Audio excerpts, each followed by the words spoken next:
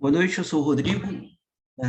Irei apresentar o caso clínico de hoje, mas antes de tudo eu quero agradecer ao professor Sérgio Pimentel, doutor Sérgio Pimentel e doutora Cleide, pela ajuda na elaboração do caso. O caso em questão de hoje é de um paciente de 65 anos, do sexo masculino, branco, natural e procedente de São Paulo, que apresentou há cerca de 5 anos uma queixa de baixa acuidade visual em ambos os olhos, predominantemente, principalmente ao olho esquerdo, associada a uma cefaleia súbita inédita hemicraniana à esquerda com resolução espontânea da dor.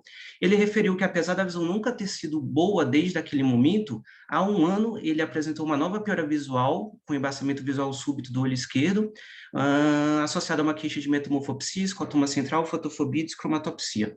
De antecedentes oftalmológicos, o paciente apresenta alta miopia, astigmatismo e da investigação de suspeita de glaucoma. Antecedentes sistêmicos, o paciente tem insuficiência cardíaca congestiva, teve IAM prévio, assim como AVC, e já foi operado em um carcinoma vasocelular localizado no nariz. Ele utiliza aspirina, enalapril, carvedilol, espironolactona, torvastatina, furosemida e valbradina. História familiar nada digno de nota. Ao exame oftalmológico, o paciente apresentava do olho direito uma visão de 0,7, com a refração entre parênteses, menos 6 dioptrias esféricas, menos 3,5 dioptrias cilíndricas a 10 graus, do olho esquerdo 0,1, com menos 6 dioptrias esféricas, menos 3,75 dioptrias cilíndricas a 170. O exame de biomicroscopia, o paciente apresentava uma catarata N2, reflexos pupulares preservados, sem DPAR. PIO, medida às 10 horas da manhã, foi de 19 no olho direito, olho esquerdo 20 milímetros de mercúrio, gonioscopia sem nenhuma alteração, aparecendo a faixa do corpo ciliar nos 4 quadrantes. O exame de retinografia, o paciente apresentava em ambos os olhos um fundo estelado, o disco ovalado, tiltado, inclinado, né, com essa atrofia peripapilar, associada a uma rarefação difusa de EPR e uma alteração do brilho macular em ambos os olhos. O exame de autofluorescência, ele apresentava hipoalto no disco, o olho esquerdo, além da hipoalto do disco, ele apresentava também essa hipo na região peridiscal, provavelmente relacionada àquela atrofia peridiscal. E na região macular, a gente observa a área de hipoalto entremeadas com áreas de hiperautofluorescência. O exame de angiografia, aqui peço desculpa porque a gente não tem basicamente as fases iniciais, o olho direito ele apresenta uma área de hiperfluorescência parecendo defeito em janela do olho direito, e o olho esquerdo, o paciente apresenta também, aqui nas fases mais tardias do exame, uma hiperfluorescência na região macular, por defeito em janela e impregnação. O ACT do olho direito no corte horizontal, ele apresenta, na região mais temporal, uma irregularidade na linha do EPR, no olho direito, e o olho esquerdo, nos cortes de baixo para cima, cortes sequenciais, a gente observa o aparecimento desse líquido subretiniano, associado a um DEP com uma heterogeneidade interna, né, uma irregularidade também no EPR, parecendo um sinal de duplo contorno, né, a gente observa a separação ali do EPR com a membrana de Bruch, e aqui no corte final a gente observa essa imagem, com um fluido subretiniano caracteristicamente transversal, caminhando ao longo da linha do EPR. Então, resumidamente, é um paciente de 65 anos, masculino, automíope, que apresenta uma queixa de baixa acuidade visual há 5 anos. Essa queixa piorou há cerca de 1 ano, associada à fotofobia, descromatopsia, metamorfopsia, escotoma central, e apresenta, na avaliação multimodal de retinografia, OCT, autoflow e angiografia, esses achados aqui resumidos. E aí, agora eu abro para hipóteses diagnósticas, levando em consideração os exames necessários e importantes para dar seguimento ao caso e qual seria a conduta terapêutica proposta nesse momento. Ótimo. Então, essa avaliação multimodal, esses são os sintomas, a descrição foi feita aí do exame completo. Então, se vocês pudessem fazer as hipóteses diagnósticas possíveis para esse paciente, se vocês pediram algum exame complementar, e qual seria o tratamento baseado na hipótese que vocês fazem. Então, quem quiser falar. O pessoal que está ouvindo que não tem acesso ao microfone, que não é assistente aí da Retina do HC, é só escrever aqui no chat que a gente compartilha, tá? Com todo mundo. Cleide, Mauro, Sônia. Bom, Hélio. chama atenção aqui é um paciente automíope, bilateralmente, e que tem uma membrana neovascular no olho esquerdo, mas o que é incomum é que é uma membrana do tipo 1, ele tem um sinal de dupla camada, tem até um sinal que sugere um pólipo, né? Uma elevação em polegar, um DEP em polegar, um líquido subretiniano. Tem também, se a gente comparar a coroide desse olho da membrana com a do outro olho, a coroide é mais espessa, e particularmente espessa para ser um olho alto míope, não é? E, então, um alto míope com uma membrana tipo 1, que é incomum, com uma coroide mais grossa, e um contorno que sugere aí um dome shape. Então, o que eu pediria de exames a mais seria um corte vertical do ACT, e para ver se ele não tem um dome shape, ou até um corte mais longo, e, se fosse possível, uma endocianina para ver se realmente ele tem um pólipo. Tá, perfeito. Então, Cleide, então a tua hipótese é o dome shape associado a uma membrana vascular no olho esquerdo. No olho direito ele tem um dome shape que não é o comum, no corte horizontal a gente já vê, certo? Isso que É o é o mais usual. raro, né? É o formato mais raro. Pode ser que ele tenha no vertical também, daí ele vai ter um domo redondo. Se ele não tiver, ele tem a faixa, o vertical, que é o menos comum de todos, né? Mas que está de acordo com esse aumento da espessura da coroide, com o sinal da dupla camada, que é como se fosse o espectro da placa coroide dentro da alta miopia. Tá, então você pediria o OCT corte vertical do olho direito e do esquerdo, e uma endocianina para avaliar melhor essa suspeita de membrana vascular, que pode estar associada a dome shape no olho esquerdo, certo? Alguém mais tem algum outro diagnóstico para fazer aqui, complementar essa primeira avaliação da Cleide? O olho direito, que tem essas alterações na angiofluorescinografia, que podem estar junto do espectro de PAC coroide, então acho que a endocianina verde talvez ajude. E um comentário, eu estou dirigindo, na verdade não dá para ver bem as imagens, mas o olho direito, nasal inferior, tem uns pontos amarelados, lembra um pouco, que no final não saiu nos outros exames, essas doenças que parecem pele de leopardo, sabe? Tipo birdshot, tipo... Nessa foto ali, se olhar ali a imagem da esquerda, nasal inferior, tem as manchas amareladas. Não é o caso, mas só lembrando, foi a primeira imagem que mostraram, quando eu olhei, achei que podia ser alguma coisa. Parecia aquela paciente que se apresentou aqui ano passado, né? Isso, exatamente. Com birdshot. Tá. Então, tá bom. É que ela é alta-míope, então pode confundir, né? Essas alterações de pigmentação, certo, Mauro? Mas talvez outra hipótese, ele não tem vitreite, não tem reação inflamatória, Não, né? não.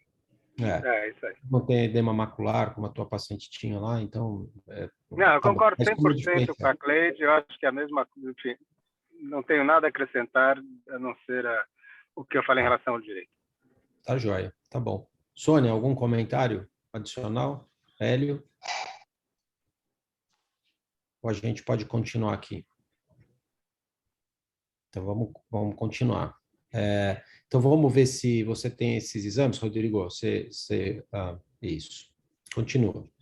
Então, as nossas hipóteses diagnósticas foram mais ou menos o que já foi comentado aqui: maculopatia nome chip de membrana vascular tipo 1, ou uma vasculopatia polipoidal, e a serosa central, em uma hipótese mais remota.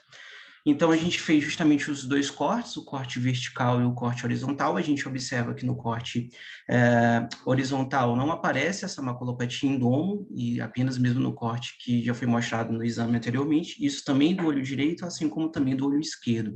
Aqui eu tenho um videozinho do corte horizontal para mostrar.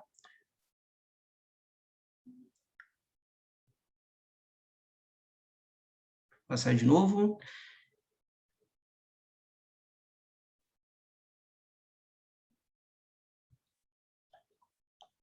E aí a gente fez o ACTA, o olho direito eu não coloquei aqui, mas está absolutamente normal. O ACTA do olho esquerdo aqui, no angioplexo superficial profundo e avascular, sem nenhuma alteração. Mas justamente ali no plano da coriocapilar e EPR, a gente observa essa rede vascular enovelada e irregular, sugestiva, né, de uma membrana vascular mesmo ativa. Aqui a gente não tem um sinal de decorrelação correto, mas estava com fluxo nessa região também. Ô, Rodrigo, só uma... Aqui no sinal de correlação, você já tinha injetado antiangiogênico nessa fase aqui, certo? Porque Não, ele... não, esse é o primeiro exame do paciente, antes da Aqui ele não injeção. tinha... Porque nessa imagem aqui a gente não vê o líquido subretiniano no OCT estrutural, né? Na verdade, ele já tinha injetado 7 Avastins antes, né? É porque a gente trouxe o caso a partir do retorno dele no primeiro ano, no último ano, né? E, de fato, esse exame aqui é após a Tá bom. primeira injeção de Tá. aflibercept. Isso, porque aí a gente não vê, o OCT estrutural já está diferente. Então, aqui você tinha injetado, você vai mostrar pós-tratamento, né? Só para a gente. Então, isso aqui, essa imagem está talvez 3 semanas, 4 semanas depois do primeiro antiangiogênico, certo? A gente vê a membrana vascular, mas não vê mais aquela área de elevação no líquido subretiniano, certo? Tá bom? Pode continuar, pode continuar. Então, o segmento do paciente na semana 0, o paciente apresentou justamente a imagem de OCT que foi apresentada, ele chegou com uma visão de 20/200 e a proposta foi a injeção de um aflibercept. Voltou na semana 4 com uma visão melhor de 20/100, a gente observa que aquele DEP, o líquido subretiniano desapareceu, o DEP se tornou mais coalescente e a proposta na semana 4 foi a observação e o retorno em 2 meses. Já na semana 12, ele volta com uma nova piora visual, 20/160, apresentando de novo o líquido subretiniano e o DEP heterogêneo, e a gente optou por realizar um segundo aflibercept. Na semana 16, ele volta com a mesma visão, 20/160, o DEP novamente coalescente, e a gente optou por observar, só que dessa vez, ao invés de ser 2 meses, a gente pediu para ele voltar em 1 mês, porque da última vez que ele tinha retornado em 2 meses, a gente observou que ele voltou com todos os sintomas e o líquido subretiniano tinha retornado também. Então, ele voltou na semana 20, que é a última semana que a gente tem do paciente, foi a semana passada, ele apresentando uma visão de 20/200, com um líquido filiforme e esse sinal da dupla camada com heterogeneidade interna. E a proposta aqui foi justamente a aplicação de um terceiro aflibercept. Tá? Então, essa evolução que você tem até agora, certo? A proposta Sim. aqui na semana 20 é continuar injetando, porque essa membrana neovascular que o OCTA identifica muito bem, né, sugerido pela Anjo. Você não tem endocianina, você mostrou endocianina aqui ou não, né? Não temos, não Tá. conseguimos fazer. Porque a Cleide levantou uma hipótese e você mostrou, né, naquele OCT estrutural de uma elevação que parecia um pólipo lá. E como você tem entre aspas, uma PAC coroide aqui, né, num automíope, né, aqui você deveria ter uma coroide muito fina, você vai falar depois na discussão isso, Rodrigo. Então, tem uma suspeita disso, a elevação alta, isso é um pólipo. A gente, para ter a certeza se essa é uma lesão aneurismática, né, um pólipo nessa membrana vascular ou não, a gente veria na endocianina. Não é comum, é bem incomum a gente ver pólipo nessas lesões, mas é possível aparecer. Mas é a endocianina que faria o diagnóstico aí, né? Cleide, Mauro, Sônia, Hélio, algum comentário da evolução desse Queria paciente? fazer um comentário, voltando atrás um pouco. Eu não quando eu pedi os exames, eu não falei do ACTA, mas é claro que ele é necessário. Um comentário que eu queria fazer é que nos casos de dome shaped, às vezes o descolamento seroso não necessariamente está relacionado com membrana neovascular. Nesse caso, como ele tem um sinal de dupla camada muito longo, né, que a gente pode chamar até de SAIR, que é mais de 1000 micras, nesse caso é 100% de chance de ter membrana, mas às vezes o paciente com dome shaped faz um descolamento seroso e não tem membrana, é um mecanismo parecido com o da central serosa, entre aspas, né, que é a PAC coroide com ponto de vazamento. Então, é sempre muito importante fazer o ACTA, ou anjo, ou endocianina, antes de injetar nesses automíopes com dome shaped e com líquido subretiniano. Isso. Agora, em relação ao tratamento, eu acho que é isso mesmo, continuar injetando. Ele está precisando de uma periodicidade mensal, né, de injeção. Certo. Eu acho que tem discussão sobre da continuidade do tratamento. Às vezes que ele não tinha edema, eu acho, concordo com ele, seria interessante fazer um tratamento intensivo, sei lá, mensal, 3 vezes, para ter certeza que esse 20 e 100 é o máximo que ele melhora. Mas se esse é o máximo que ele melhora, geralmente eu converso com o paciente, se ele quer continuar tratando, se o outro olho tem 0,7, depende da idade, 65 é jovem, acho que eu continuaria. Mas eu acho que já é uma situação onde você conversa com o paciente se quer continuar tratando e com que intensidade. Se não vai haver a melhora que a gente gostaria, acaba sendo um acordo com o paciente. Perfeito. Aqui tem uma pergunta no chat, que a gente está falando do olho esquerdo do Sayer, né? O Sayer, a descrição aqui, o S é de shallow, o I é de irregular e o R e o E de epitélio pigmentado, né? De elevação do epitélio pigmentado. Então, seria, numa tradução aqui, uma elevação irregular e pouco alta, né? Rasa, né? Seria do epitélio pigmentado da retina. Em geral, você vê a membrana de Bruch, como você vê aqui, você vê a imagem acima hiperrefletiva, a linha hiperrefletiva do EPR. Normalmente você não vê a Bruch, o EPR acaba escondendo a Bruch, que você vê porque tem uma membrana neovascular entre a Bruch e o EPR, tá? E essa é a nomenclatura que denomina essa alteração, certo? SRE, os americanos chamam de Sayer, tá?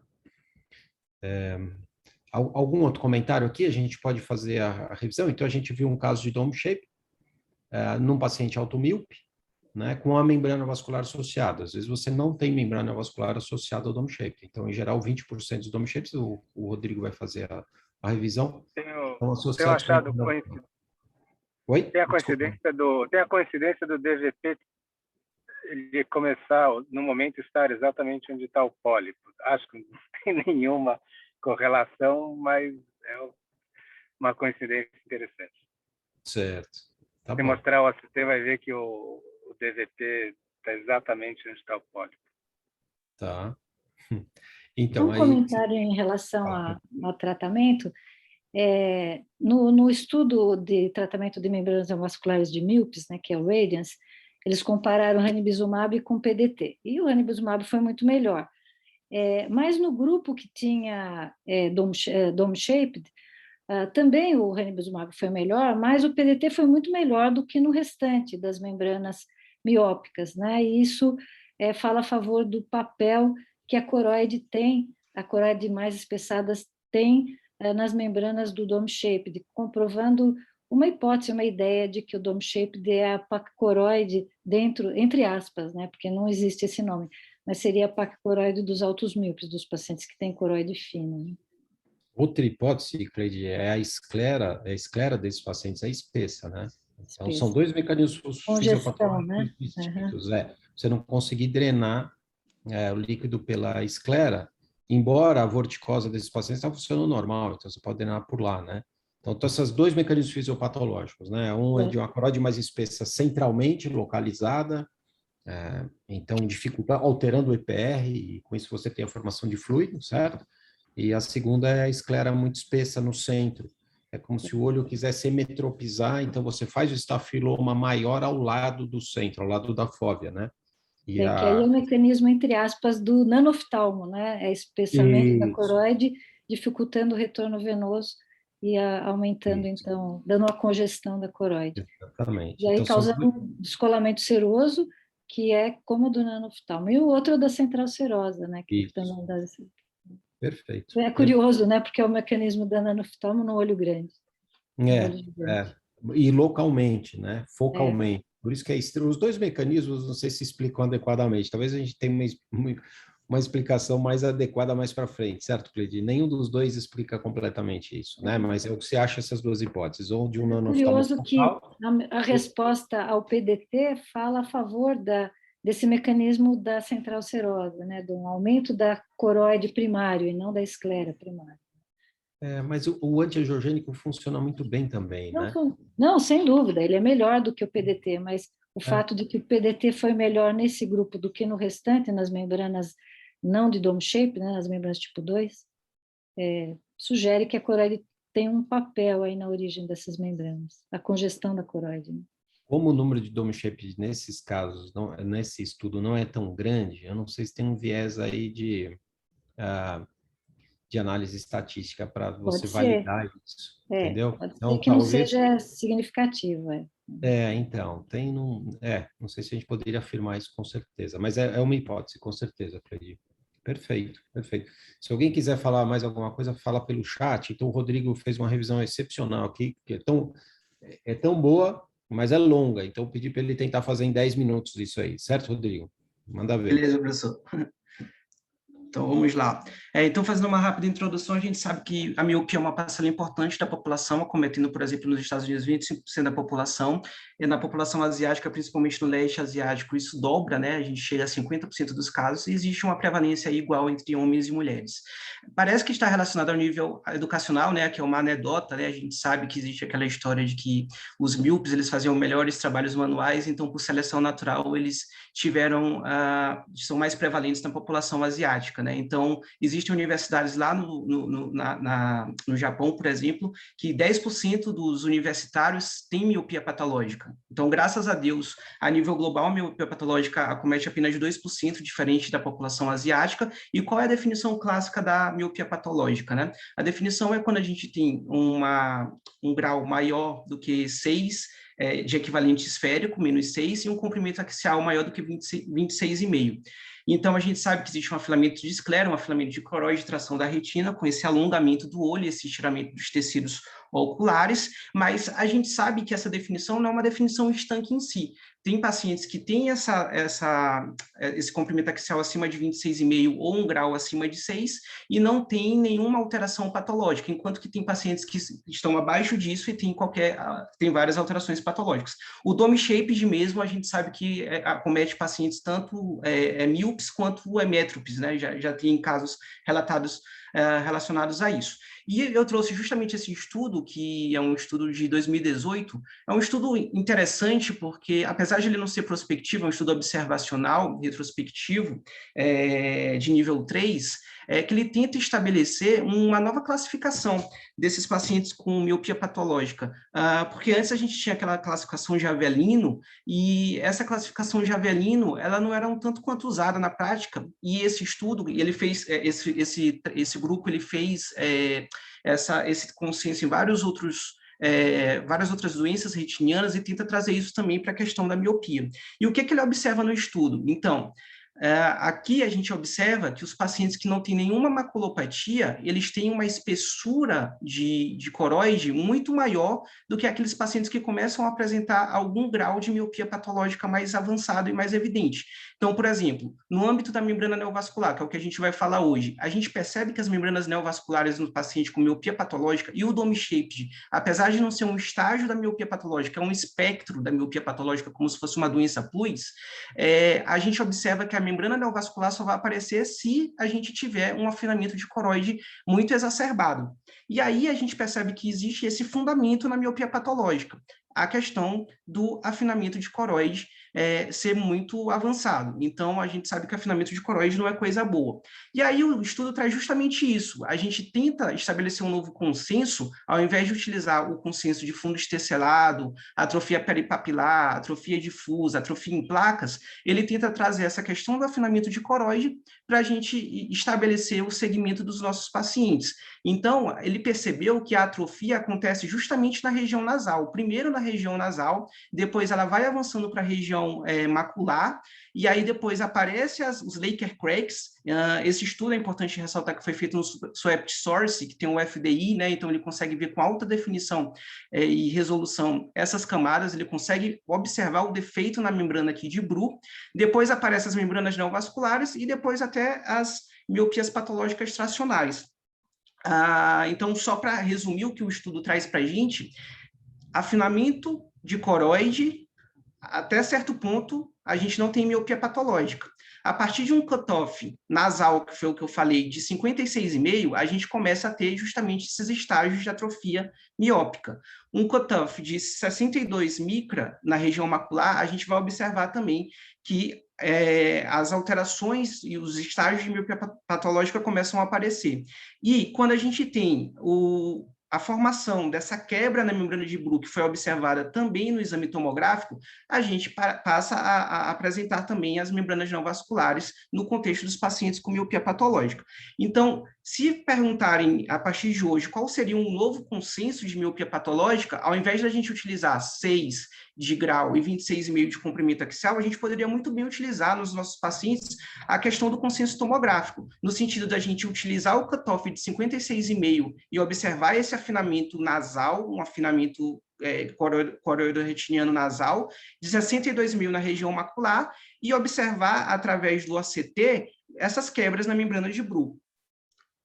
Então, aqui só trazendo rapidamente que a antiga terminologia, através da avaliação retinográfica, era atrofia, e ele propõe a gente trocar esse termo de atrofia para justamente utilizar o termo de afinamento coroidal, né? Então, a gente vai ter afinamento coroidal peripapilar, afinamento coroidal macular e por aí vai. O estudo traz como conclusão justamente isso: o afinamento progressivo contínuo da coroide desempenha um papel fundamental na progressão da degeneração miópica. O valor de corte, aqueles cutoffs que eu mostrei, podem ser utilizados para diagnosticar as atrofias, e os defeitos da membrana de Bruch podem também estar envolvidos na progressão da degeneração miópica. É um estudo bastante interessante, tem muita mais coisa para falar sobre ele, mas, enfim, vamos passar adiante, deixei aí para quem quiser dar uma lida no futuro. E a neovascularização e o dome shaped, né? A mácula endome shaped, ela foi descrita pela primeira vez por Boucher em 2008. Então, qual seria o conceito? A gente tem uma elevação convexa em direção à região vítrea acima de 50 micras, acima da linha do EPR. Então, quando a gente tem essa elevação convexa, a gente chama justamente de maculopatia endome shaped. E por que isso acontece, né? O próprio Boucher, que foi quem primeiro descreveu isso aqui, ele acreditava que existia, na verdade, um espessamento na região da coroide, mas isso é contraproducente com o que a gente sabe, eu acabei de falar, o dome shaped faz parte do espectro da miopia patológica, e a gente sabe que a miopia patológica tem afinamento de coroide ao invés de ter espessamento de coroide, e isso não faria sentido algum para hipotetizar o motivo do aparecimento da mácula endome shaped. E aí, vários outros estudiosos observaram um espessamento localizado da esclera subjacente ao peridomo. Então, foi o que o professor Cleide, a doutora Cleide e o professor Sérgio, doutor Sérgio Pimentel já comentaram. Parece que existe uma espessura mais avantajada da esclera na região aqui, da região macular, na tentativa de preservar a visão, de preservar para que não ocorra um processo estafilomatoso na região central, de tal modo que, de forma assimétrica e totalmente desproporcional, os estafilomas ocorrem nas regiões periféricas. Isso, na verdade, é hipotetizado como se fosse um processo adaptativo do olho. O olho ele tende à hemetropização, e a gente sabe que as regiões mais periféricas de um olho automíope é um olho hipermétrope. Então, quando ele vê de perto, ele desfoca bastante, enquanto que na região central, quando ele vê de perto, ele vê com nitidez. Essa região se desenvolveu e foi protegida, enquanto que a região periférica, que é o que acreditam hoje, se alongou, formou os estafilomas e ocorreu justamente esse alongamento assimétrico, formando essa maculopatia em domo. A gente sabe que tem 3 padrões da maculopatia em domo: vertical, horizontal e as cúpulas redondas. O mais comum é justamente o domo horizontal, então por isso que a gente tem que fazer a varredura vertical, em 70% dos casos. O vertical é o menos comum, a gente tem que fazer as varreduras horizontais nesse caso. Em 2% dos casos a gente tem domo shaped vertical, e em 20% dos casos a gente tem o aspecto de domo shaped bidirecional. Em relação às complicações do dome shaped, a gente tem desde as anormalidades do epitélio pigmentado da retina, afinal de contas, o dome shaped faz parte da miopia patológica, então ela vai ter todas aquelas atrofias da miopia patológica, mas o interessante é que o dome shaped realmente parece apresentar uma dualidade de descolamento macular seroso e neovascularização coroidal. E aqui no dome shaped é importante ressaltar que a neovascularização coroidal não é tipo 2 como na miopia patológica, mas sim tipo 1. Então, só rapidamente, foi aventada a ideia de que existiria um espessamento de coroide aqui para apresentar um espectro de PAC coroide, mas foi visto através dos estudos que aqui a gente tem 9 vezes menos espessura de coroide na região central do que nos pacientes com PAC coroide, e a ideia atual é uma ideia mecânica, que o professor já falou, que a gente tem um espessamento da esclera na região central, então a borda desse espessamento da esclera impede o fluxo. por efeito rebote, ocorre uma hiperpermeabilidade nessa região central. E aí ocorre também o aumento da espessura da coroide localizado. Então, a gente observa que o Dome Shaped está relacionado tanto com miopia patológica como com o espectro da pactocoroide, né? É uma doença que tem ambos os espectros. Eu trouxe esse estudo, que é um estudo que avalia o espectro das neovascularizações associadas a Dome Shaped, apesar de ser um estudo transversal, um estudo pouco robusto em termos de validade, de força, ele foi o único estudo que eu encontrei na literatura que consegue diferenciar as duas membranas neovasculares no contexto do Dome Shaped, a membrana tipo 1 e a membrana tipo 2. Existem vários outros estudos mais fortes, mais importantes relacionados ao Dome Shaped, mas nenhum deles conseguiu subdividir esses dois itens, porque a gente percebe que no Dome Shaped a gente tem membranas tanto tipo 2, que é do percurso da miopia patológica, como também do tipo 1.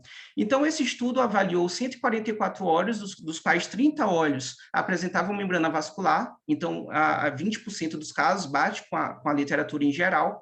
Desses 30 olhos, 22 olhos eram de membrana vascular tipo 2, ou seja, 73%. Então, novamente, o Dome Shaped faz parte do espectro da miopia patológica, consequentemente, é natural que ele tenha membrana neovascular tipo 2, só que 8 olhos apresentaram, desses 30, né, membrana neovascular tipo 1, de forma totalmente contraditória ao que a gente sabe da miopia patológica, que a gente sabe que tem uma coroide fina, né? E o engraçado, que eu vou mostrar no próximo slide, que 2 desses 8 olhos apresentaram dilatações aneurismáticas como se fossem pólipos. A membrana neovascular, através da avaliação multimodal com a CTA, evidenciou a membrana neovascular em 29 desses 30 olhos. Então, a acurácia do ACTA é bastante importante para a gente estabelecer o diagnóstico das membranas neovasculares no Dome Shaped. Então, teve aí uma acurácia de 97%.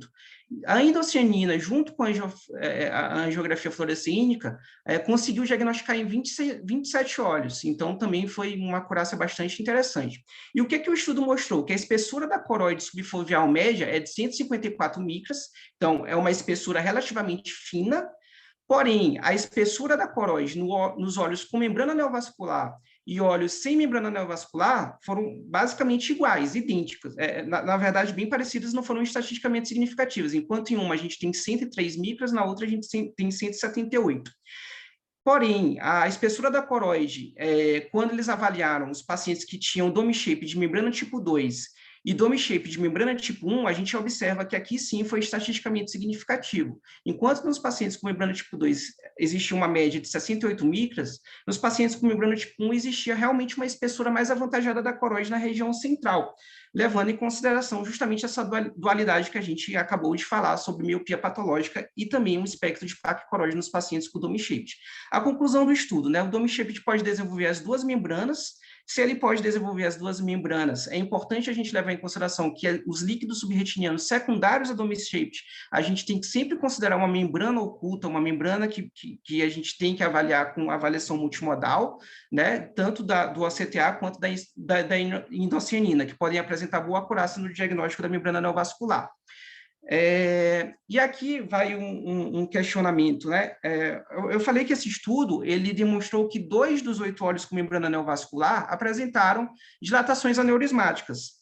E existe um editorial que saiu em 2016, interessante, no Retina, que fez esse questionamento. Afinal de contas, a vasculopatia polipoidal da coroide é uma entidade distinta ou uma manifestação de outras doenças? Porque a gente sabe que a presença de pólipos pode aparecer, por exemplo, em membranas neovasculares miópicas, em membranas neovasculares relacionadas à DMRI, em membranas neovasculares relacionadas, por exemplo, à uveíte. Mas nesses casos, a gente pode chamar isso de uma doença em si, ou a gente pode chamar isso apenas de um sinal?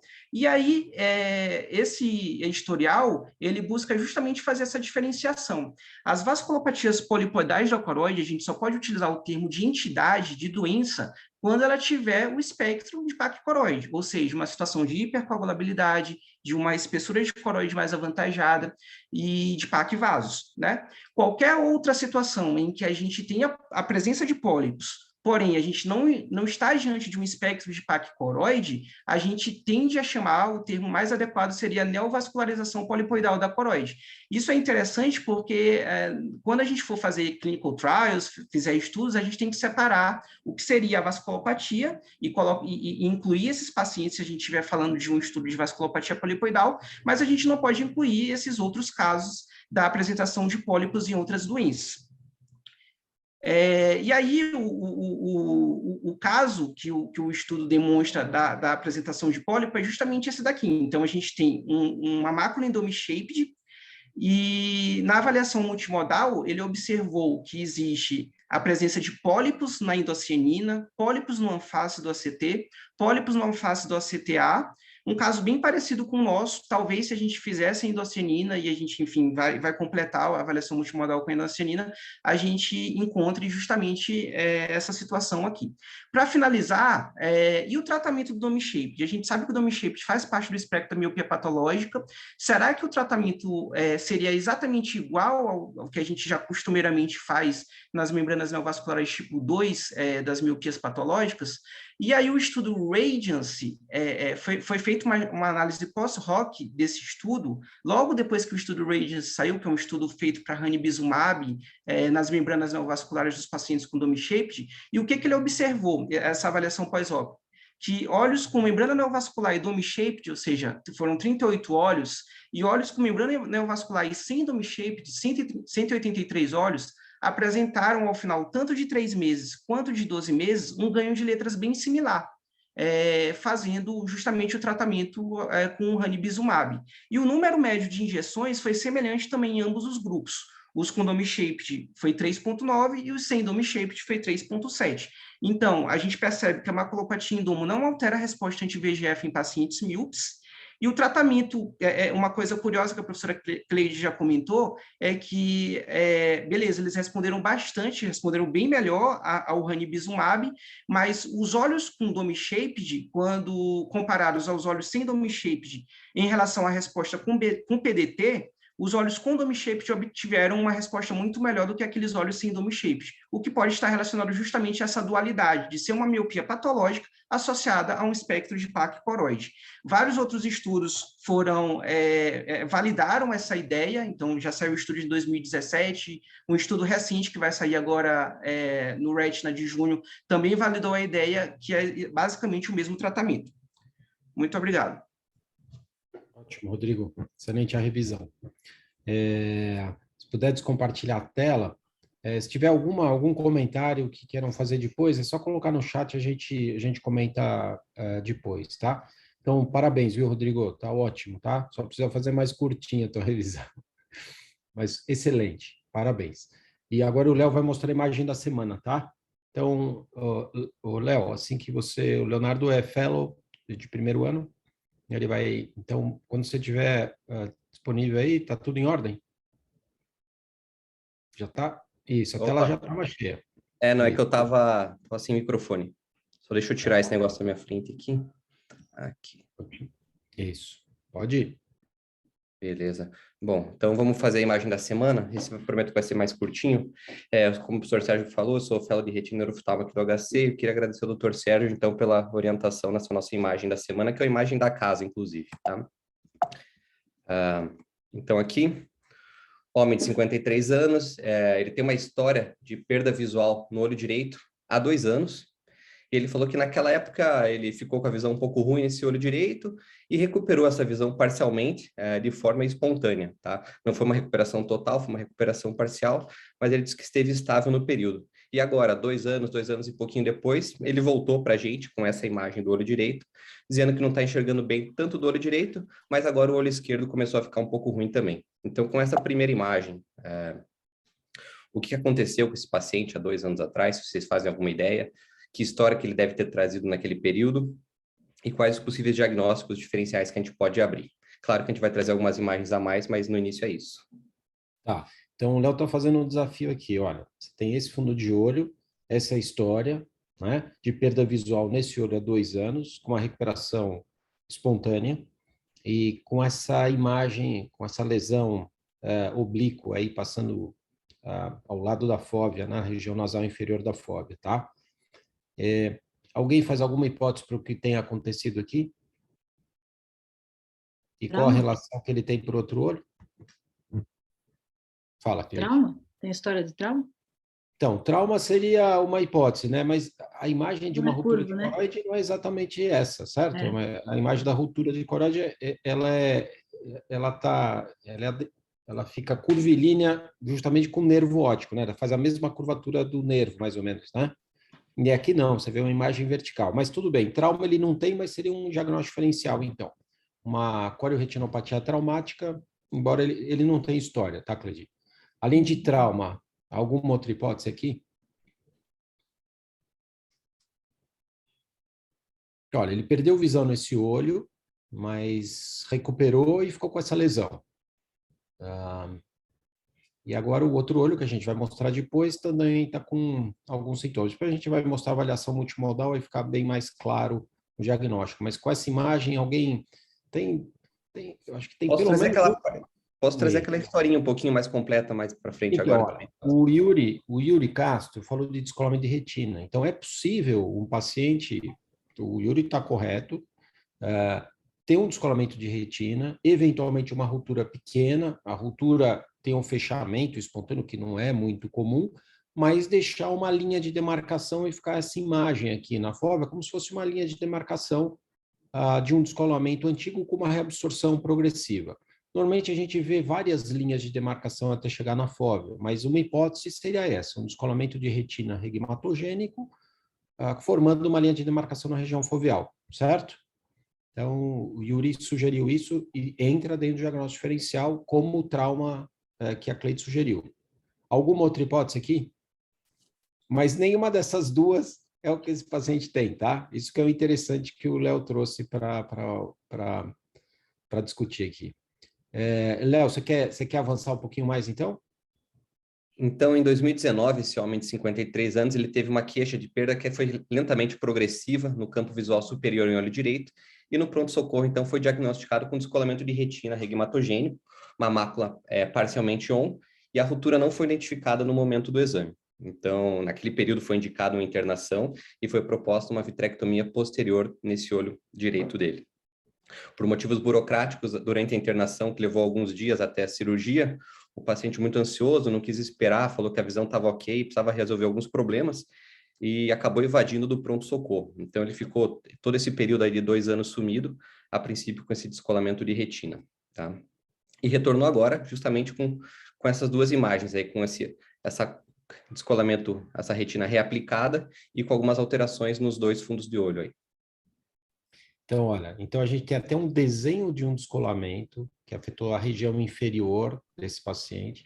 Foi indicado cirurgia, mas não foi localizado ruptura, certo, Léo? Isso mesmo. Tá? O paciente sumiu e voltou sem o descolamento, 2 anos depois.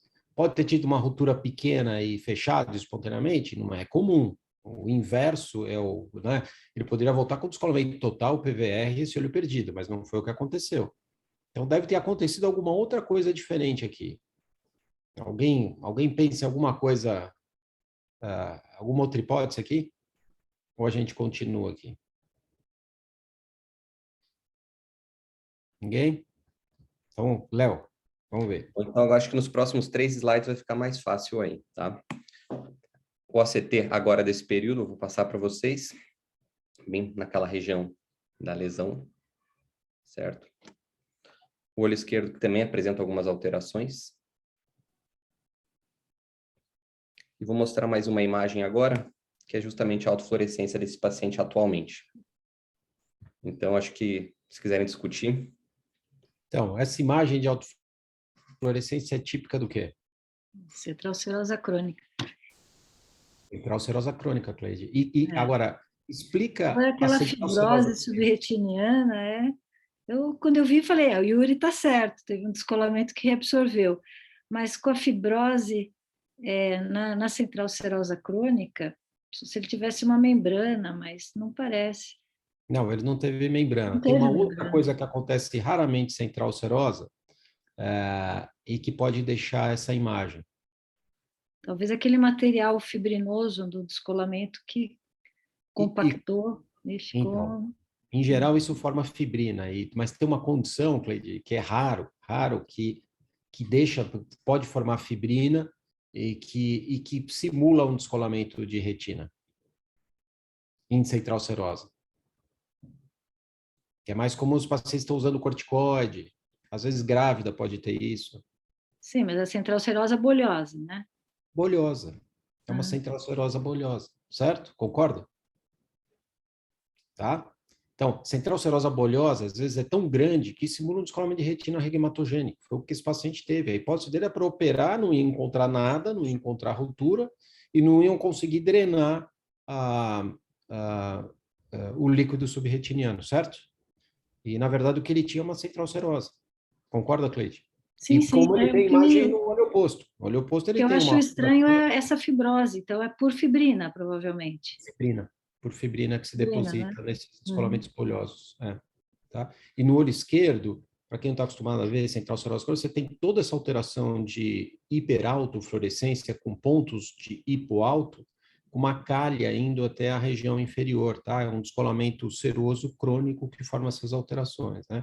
No direito, ele tem uma visão pior, tem mais alteração em hippopigmentado, porque ele teve esse descolamento seroso de longa duração e bem maior, simulando um descolamento de retina, tá? Se alguém quiser fazer algum comentário, pode fazer, senão o Léo vai fazer uma revisão que o Léo fez super bem aqui da variante bolhosa da central serosa crônica, tá? O Sérgio, Harada também pode entrar como diferencial na bilateral, vai até o nervo, né? Acho que Mas poderia... a idade dele, ele é homem, tem 30 e poucos anos, né? 53 anos, ele não tinha reação inflamatória, mas eu concordo com você. O Harada pode fazer um diagnóstico diferencial de um descolamento seroso, né? Com certeza, concordo. Mas especificamente nesse paciente, sem reação inflamatória, o disco não estava hiperemiado, né? Quadro unilateral, não bilateral, né? Você pode pensar como diagnóstico diferencial, mas talvez não fosse a primeira hipótese, certo, Leon? É que as imagens são bilateral, por isso que eu entrei e aproxima do nervo. Como a gente está pegando cicatricial, por isso que eu entrei só como diferencial, mas concordo que acho que o mais provável é a central serosa. Certo. Ele nunca teve hiperemia de disco, nunca teve reação inflamatória, isso é muito importante no diagnóstico diferencial, certo? Outros sintomas sistêmicos ele não tinha, né? E ele começou com quadro unilateral, que é muito incomum para o Harada começar assim, numa faixa etária muito acima do que a gente costuma ver, né? Mas concordo totalmente com você, Hélio. O descolamento seroso, a gente tem que pensar em Harada, mas talvez com outros dados demográficos aqui de apresentação, né? Mas perfeito. Léo, você quer fazer a revisão? Isso aí. Não, inclusive, o que o Hélio comentou é justamente um dos principais diagnósticos diferenciais que a literatura coloca, é Harada e o descolamento reguematogênico. Então, Perfeito. é isso aí. Bom, então vou comentar brevemente que esse caso é importante justamente porque ele faz nos lembrar de uma entidade que é pouco reconhecida e que deve fazer parte justamente dos nossos diagnósticos diferenciais quando a gente encontra um descolamento de retina, em especial os descolamentos grandes e inferiores, com espectro gravitacional, tá? Então a gente vai comentar um pouquinho da variante bolhosa da central serosa, que é uma variante extremamente rara da coriretinopatia central serosa crônica, e provavelmente ela representa uma quebra pronunciada da barreira hematorretiniana externa, uma quebra mais acentuada até mesmo do que a gente vê na central serosa habitual. 1/3 desses pacientes já vão apresentar um diagnóstico de central serosa crônica, então o diagnóstico vai ser mais fácil, mas 2/3 desses pacientes vai ser a primeira manifestação da doença. Então isso alerta a gente da importância de estar atento nesses descolamentos inferiores. A recorrência é comum, 50% desses casos recorrem, mas também eles resolvem espontaneamente em muitos dos casos. E a bilateralidade é vista também em 50% dos casos da variante bolhosa. Esse foi um trabalho de 2016, um dos maiores trabalhos que compara justamente os pacientes que apresentavam central serosa na forma crônica isolada e os pacientes na forma bolhosa. Ele descreve algumas características comuns das duas variantes, como homens, meia-idade, personalidade do tipo A, gestação e apneia do sono, mas umas características que a gente tem que fazer lembrar da variante bolhosa. Então, ele coloca alguns dados, e eu coloco aqui alguns que são significativamente estatísticos, que o uso de corticoide, 50% desses pacientes na variante bolhosa relatavam o uso de corticoide, e uma minoria desses na crônica sem a variante bolhosa. Transplante de órgãos e doença renal crônica severa, nesse trabalho em específico, foi visto nos pacientes com a variante bolhosa, mas não foram vistos na crônica. Mas a gente sabe que ocorrem também na crônica. No entanto, o que mais chamou a atenção nesse trabalho foram os achados de imagem, tanto de angiografia como do OCT. A gente vê que a presença de rotura do EPR é vista quase na totalidade dos pacientes com a variante bolhosa, sendo que em nenhum dos pacientes com a variante crônica a rotura do EPR foi visualizada. E o depósito de fibrina subretiniano também, que é visto com muito mais frequência, ou seja, 100% desses pacientes na variante bolhosa tinham esse depósito proteináceo de fibrina embaixo da retina. Isso provavelmente representa uma maior permeabilidade da coriocapilar, que é aumentada já naturalmente na central serosa, mas provavelmente esses pacientes que têm a forma bolhosa, eles têm uma permeabilidade de coriocapilar ainda mais aumentada, com secreção de fibrina e proteína maior, que é osmoticamente ativa e puxaria mais água e favoreceria a rotura do EPR e um extravasamento maior de líquido subretiniano nesses pacientes. Tá? E é justamente isso que esse slide mostra, a permeabilidade mais exuberante da coroide nesses pacientes que apresentam a variante bolhosa. Esse extravasamento com rotura do DEP, a gente consegue ver nessa imagem aqui de angiografia a rotura do DEP e essas áreas que eles chamam de blowout do EPR também, onde existe um acúmulo do contraste, tá? E todo esse processo levaria, então, a um acúmulo do material subretiniano, um acúmulo de fibrina, que com o trajeto gravitacional, a partir dos DEPs, escorreria para baixo e tenderia a acumular esse líquido bolhoso inferior. A história natural da doença desse processo foi avaliado nesse paciente aqui, momentos antes do descolamento bolhoso, um mês antes, na verdade. A gente observa, então, esse fundo meio amarelado, mais denso, e múltiplos DEPs na angiografia setados em amarelo, e nessas setas em vermelho a gente vê justamente essas áreas de blowout dos DEPs, onde ocorreria, então, a rotura do epitélio pigmentado com extravasamento de líquido subretiniano. Então, nessas imagens aqui seguintes, a gente já consegue ver a rotura desses DEPs, que tem esse formato mais poligonal, mais desenhado, onde ocorreu a rotura do epitélio pigmentado, justamente adjacente aonde a gente encontra esse descolamento seroso em forma bolhosa, que confunde muito realmente com um descolamento de retina regmatogênico. Tá? Esse aqui são outros dois pacientes, mostrando algumas características importantes que se assemelham também a um descolamento de retina regmatogênico antigo, que a gente sabe que os descolamentos inferiores, muitas vezes, eles são menos sintomáticos e podem ser mais crônicos. E aqui, nesse caso, também mostra que as áreas mais periféricas do descolamento bolhoso mostram áreas de não perfusão periférica e também áreas de telangiectasias muito semelhantes ao que acontece no descolamento de retina, onde uma rotura é visualizada, certo? Bom, a central serosa crônica, esse é um outro caso de central serosa crônica. Esse paciente já tinha o diagnóstico, era acompanhado, é um diagnóstico bem estabelecido, mas foi visto em outro serviço. E esse paciente evoluiu com descolamento de retina e foi operado, foi feita uma vitrectomia com óleo de silicone e endolaser nesse paciente. E 4 semanas depois da cirurgia foi visto um novo acúmulo de fluido subretiniano, e aqui é uma nova análise multimodal desse paciente após a vitrectomia, mostrando justamente vários sinais de central serosa, algumas rupturas do epitélio pigmentado, e a gente já vê esse material fibrináceo abaixo do EPR, bem como os DEPs serosos e também o descolamento seroso de retina, tá? Mostrando a importância do diagnóstico diferencial nesses casos. Esse aqui é uma característica muito comum desses pacientes em fazer esse acúmulo de fibrina subretiniana, justamente pelo que eu comentei, pelo aumento da permeabilidade capilar, muito superior ao que a gente observa na central serosa, que provavelmente explica a fisiopatogenia desses pacientes. Então, o paciente que apresentou um descolamento bolhoso e na apresentação no OCT a gente vê já um aumento da coroide e esse acúmulo de fibrina subretiniano. No entanto, de uma forma autolimitada, esse paciente se resolveu com descolamento bolhoso e o acúmulo de fibrina também se resolveu, e a gente observa um sinal importante aqui, que é característico apenas do descolamento bolhoso da central serosa, que é essa hiperrefletividade na coroide, que eles justificam no trabalho como se fossem proteínas e plasma extravasados ali na região dos grandes vasos da coroide, tá? Então, como eu falei, geralmente um quadro que é autolimitado. E os DEPs, na variante bolhosa, eles podem ser diversos, tá? Então, aqui eu vou mostrar para vocês alguns tipos, padrões de DEPs que ocorrem nesses pacientes. Aqui são os cortes 1, 2, 3, que vocês observam na imagem C ali da angiofluorescinografia.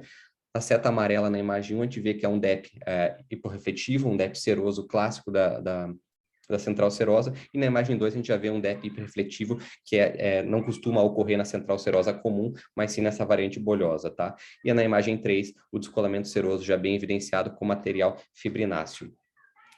abaixo da retina neurosensorial e acima do EPR. Esse material tende a ficar, tá? O material fibronáceo, ele pode permanecer e a gente vai ver que isso aí pode trazer algumas consequências, como as bandas subretinianas que ocorrem a partir de um certo período de tempo. Então, esse é o paciente na apresentação de diagnóstico de uma central serosa e 3 anos depois ele desenvolveu uma lesão muito similar à que a gente vê no nosso paciente, que é essa banda subretiniana, que tende a ligar um DEP roto ao outro. Então, ele faz a comunicação onde teria ocorrido essas rupturas do DEP e até um sinal para a gente indicando onde foi a lesão inicial. E essas bandas tendem a ficar abaixo do EPR e acima do EPR e abaixo da retina e trazer um prognóstico visual pior para esses pacientes, tá? Então, aqui é uma outra imagem de uma mulher de 32 anos, mostrando que ela apresentou já um descolamento bolhoso e apresentou e ficou com essa banda subretiniana aderida na retina externa. Então, o diagnóstico diferencial é fundamental. Esses pacientes frequentemente são submetidos a tratamentos incorretos e a gente tem que sempre lembrar de descolamento seroso, como foi comentado na doença de Vogt-Koneari rarada, e que o tratamento é justamente o corticoide, então a gente tem que fazer um diagnóstico preciso nesses pacientes. A gente viu que a doença muitas vezes é bilateral, então, realmente, nesse caso não, mas às vezes pode confundir com rarada e a gente tem que cuidar com esse diagnóstico diferencial. O descolamento de retina regmatogênico, que acho que é o principal diagnóstico diferencial que a gente tem que fazer, em descolamentos bolhosos inferiores, a gente não visualiza a ruptura, procurar sinais, outros sinais que possam sugerir uma central serosa. E, claro, alguns outros diagnósticos, como esclerite posterior, muitos desses pacientes vão ter dor também. O ultrassom vai ajudar também no diagnóstico e a infusão uveal também com descolamentos serosos podem ser um diagnóstico diferencial. Com relação ao tratamento, a maioria desses pacientes, como eu comentei, é um curso autolimitado, mas muitas vezes recidivante, tá? Parada dos corticoides, se esse paciente tiver em uso, é encorajada, tá? Então, vai conversar com o médico que está passando o corticoide para ver se pode parar o corticoide. E o laser de argônio nos pontos de vazamento é um dos principais tratamentos para esses pacientes, tá? Outras modalidades de terapia, mas não tão bem estabelecidas, é a termoterapia transpupilar, o PDT e os tratamentos cirúrgicos intraoculares ou extraoculares, como janelas esclerais para drenagem desse líquido bolhoso, tá? Então, em resumo, ela é uma variante bolhosa da central serosa crônica e é extremamente rara. A maior proporção desses pacientes são usuários de corticoides, pacientes de transplante de órgãos sólidos ou doença renal grave dialítica, inclusive. E a fisiopatogenia provavelmente envolve uma maior permeabilidade da coroide, com status mais rico em fibrina também, tá? Apesar do curso autolimitado, recorrência e bilateralidade é frequente, e a gente deve entrar sempre com diagnóstico diferencial nesses descolamentos serosos, regmatogênicos, sem ruptura identificada. É isso, muito obrigado. Ótimo, Léo. Excelente, excelente a revisão, excelente a apresentação. No simpósio da Santa Casa, 10 dias atrás, foi apresentado um caso que o primeiro diagnóstico era rarada. Essa paciente foi tratada com corticoide, na verdade, era uma central serosa bolhosa. Foi tratada com corticoide durante alguns anos, ela acabou perdendo a visão por alteração de fotorreceptor e epitélio pigmentado de ritmo, um descolamento seroso crônico. A gente viu isso há 10 dias atrás, essa apresentação, uma apresentação bem interessante. O artigo agora, o Pedro vai apresentar. Pedro é R2 do serviço, são pacientes operados de membrana zep-retiniana, e esse artigo quer evidenciar quais os fatores de risco, os fatores de bom prognóstico cirúrgicos para ter uma boa evolução. A gente apresenta poucos artigos cirúrgicos, mas quando ele é bastante interessante, tem um N grande, eu acho que vale a pena a gente mostrar aqui. Então, Pedro.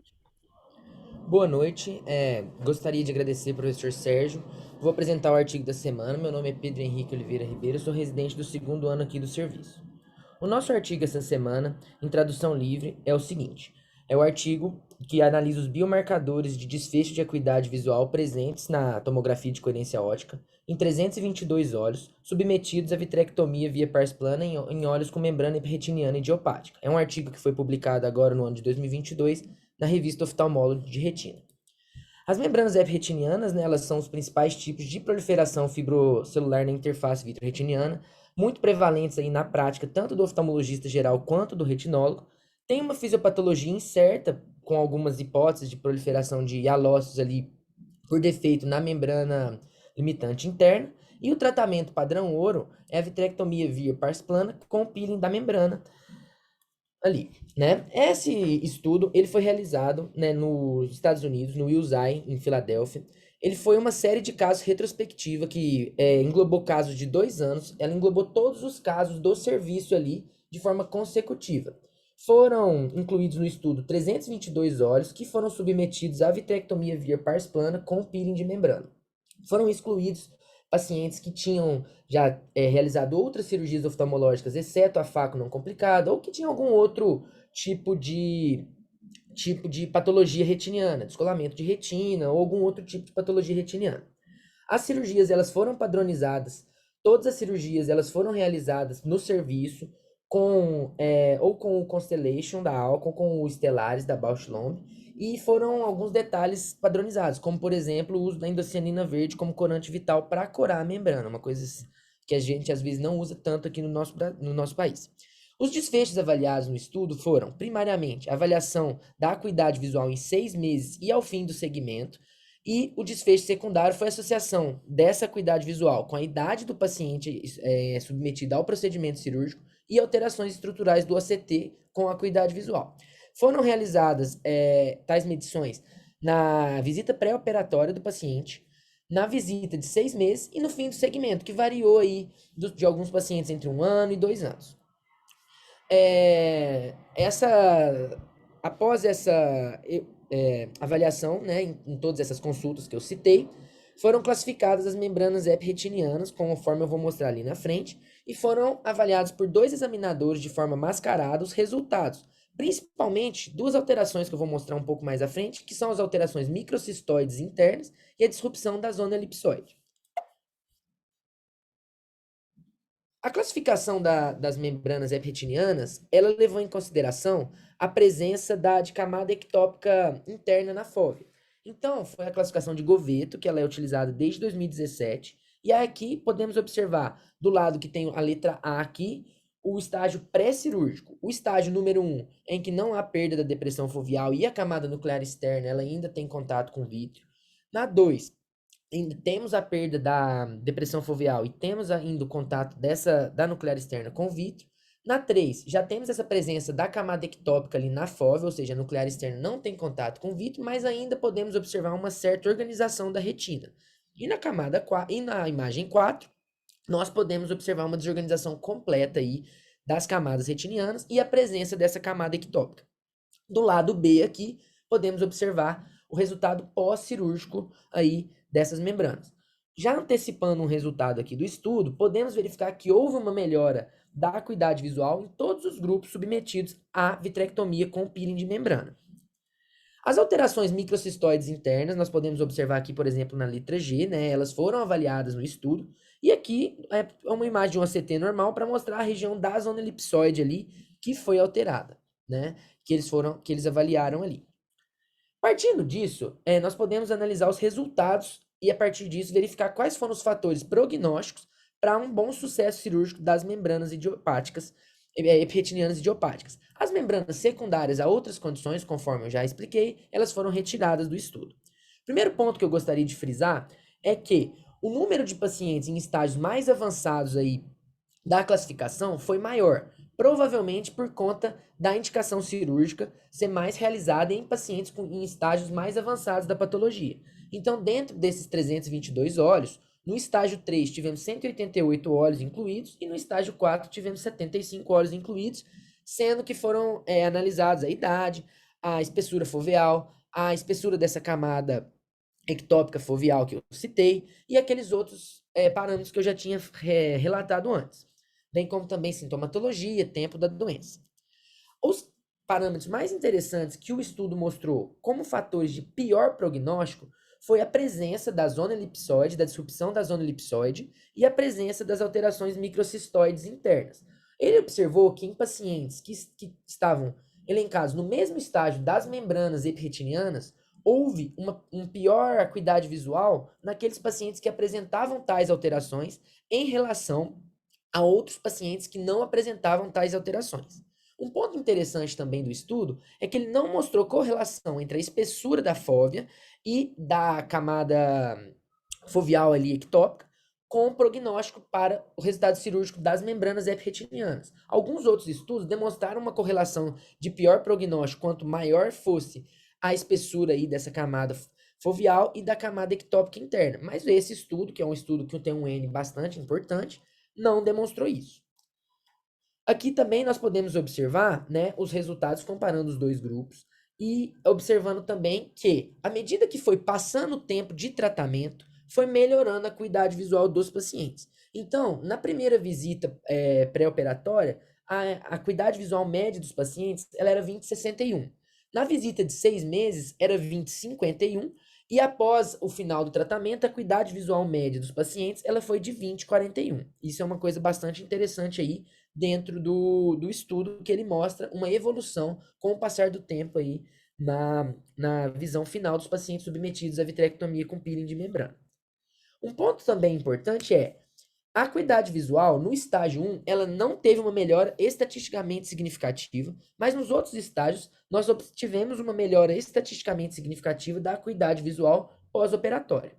Uma questão também que o artigo levanta é a seguinte: no estágio 4, mesmo com a melhora com significância estatística, temos o maior número de pacientes com uma visão abaixo de 20/40, mesmo após 6 meses do pós-operatório, o que levanta a discussão sobre uma abordagem precoce das membranas epretinianas, pois nos estágios 2 e 3 nós tivemos uma proporção maior de pacientes com acuidade visual maior do que 20/40, melhor do que 20/40, tá? Concluindo o estudo, também trazendo algumas informações adicionais desse estudo, nós observamos que os fatores associados a pior prognóstico de acuidade visual encontrados no estudo foram os achados típicos da MER do tipo 4, ou seja, a presença da camada ectópica foveal interna com desorganização das demais camadas, alterações também microcistoides internas, independentemente do estágio em que se encontravam, e também a presença da disrupção da zona elipsoide. Foi observada também que, quanto pior era o estágio da membrana epretiniana, pior era a acuidade visual inicial. Algo também interessante aí do estudo e que levanta a hipótese de discussão de uma intervenção mais precoce daquelas membranas que têm indicação cirúrgica.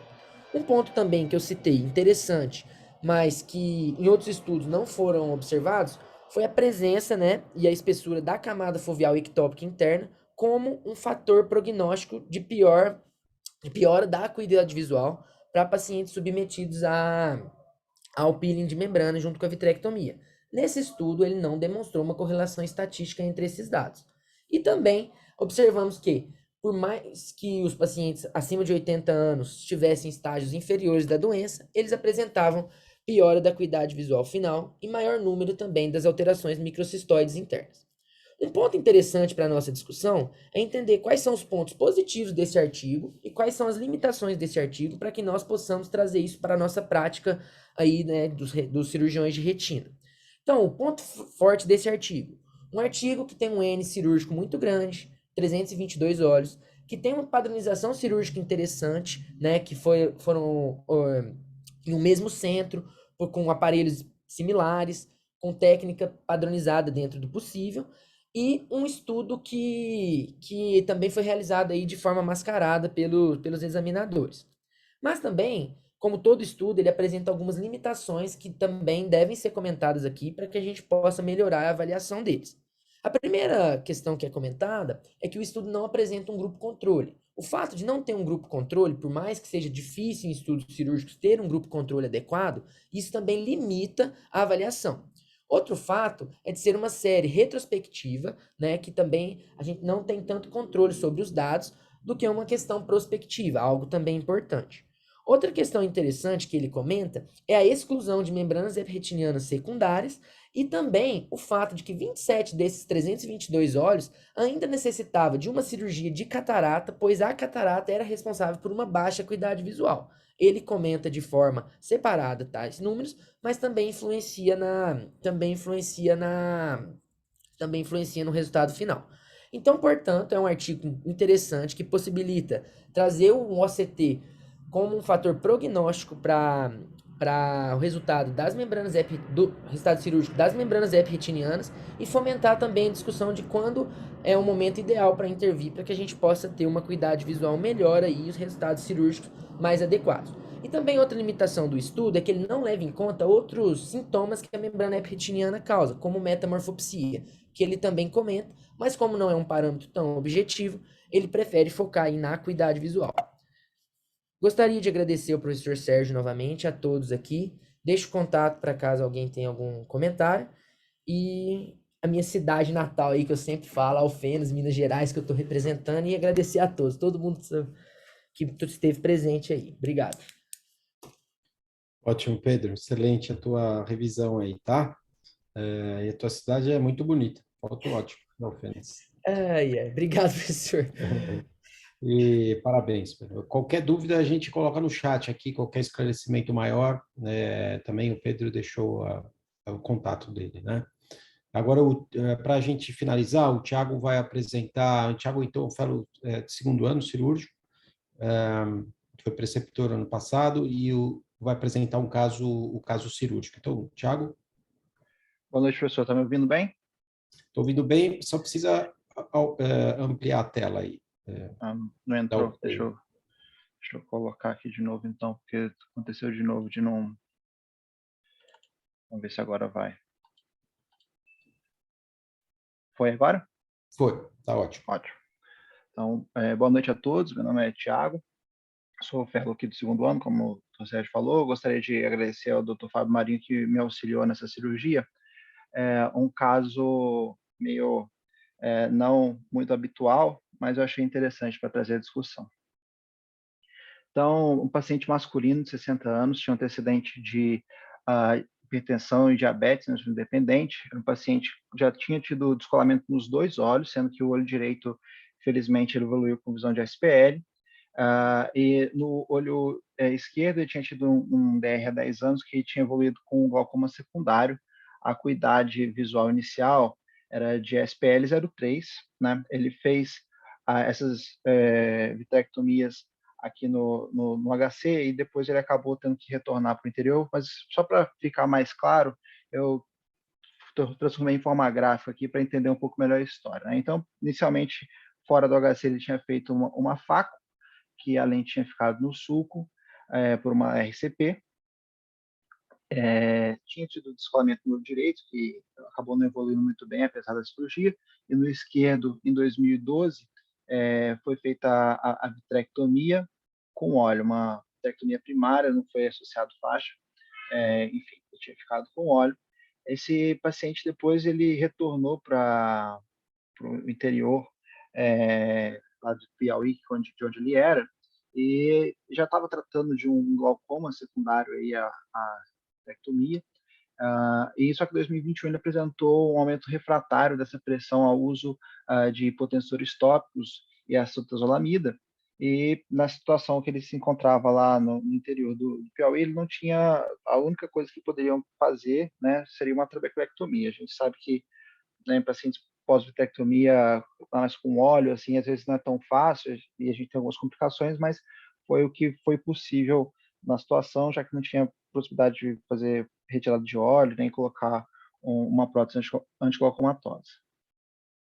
Aí, quando ele voltou para nós, agora nesse ano, vinha com um relatório médico dizendo que durante a cirurgia observou-se uma perda maciça de óleo e silicone pelo sítio cirúrgico da trabeculectomia e que houve grande dificuldade para manter o olho tônico. Foi necessário injetar ar via passo plano para que o segmento posterior se mantivesse formado, porque mesmo com BSS, aparentemente, pelo que estava descrito, não conseguia manter formado o olho.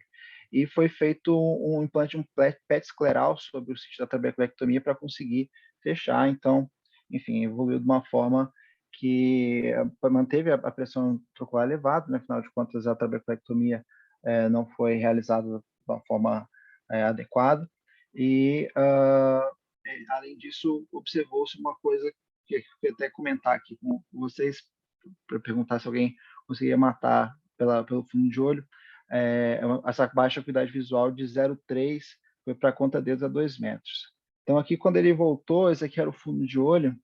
Eu queria, se alguém quisesse comentar, se só por essa imagem consegue entender por qual motivo ele teria essa baixa visual que a gente comentou, de 0,3 para conta-dedos a 2 metros. Então, Hélio, você quer comentar? Olha, então o paciente fez a cirurgia pela retinopatia diabética proliferativa, foi deixado óleo de silicone intravítrea, evoluiu com glaucoma secundário, realizou uma TREC que não é o procedimento que a gente usa para quando você tem um descontrole de hipertensão arterial não responsiva com medicação tópica, a TREC não funcionou, teve vazamento do óleo de silicone pela TREC. Estou falando certo, né, Tiago? Qualquer coisa você me corrige. Exato. Na verdade, só o descolamento dele que foi regmatogênico, professor, mas... Foi descolamento regmatogênio num paciente com uma retinopatia diabética proliferativa, certo? Uhum, exato. Isso, tá. Então, o óleo de silicone pode causar um glaucoma secundário. Você trata normalmente o glaucoma secundário com medicação tópica e tira o óleo de silicone. Muitas vezes você tem que continuar com a medicação tópica. Quando você não tem a resposta com a medicação tópica, a cirurgia de eleição e implante valvular, certo? Mas a pergunta é, Hélio, qual que é o motivo de ele ter baixado a visão de 0,3 para conta deles com essa retinografia? É isso, Tiago? Exato, exato.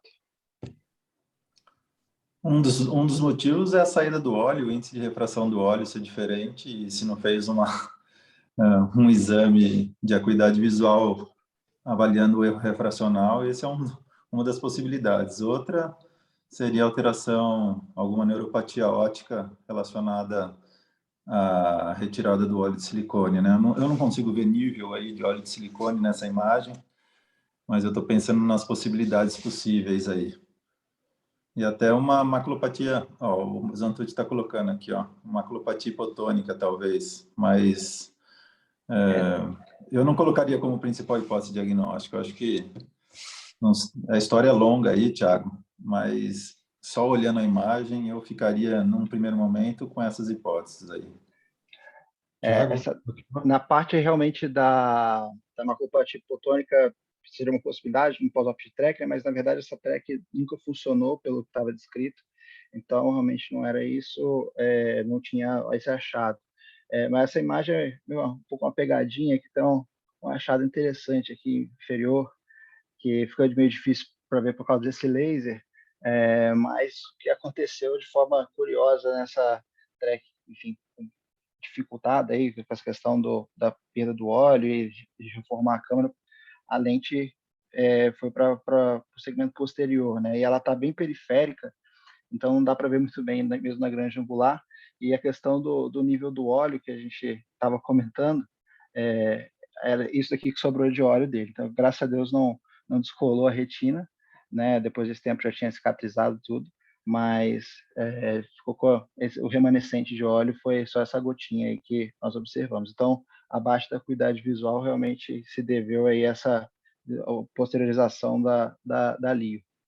Né? Lembrando aí que ele tinha tido essa ruptura de cápsula posterior na faco inicialmente, né? Então, provavelmente nessas tentativas de reformar, não sei como é que foi a manipulação nessa cirurgia, acabou que teve essa LIO no vidro, né? Bom, então, basicamente é o que a gente tem aqui, né? Um paciente com a lente posteriorizada, aí na parte inferior da retina.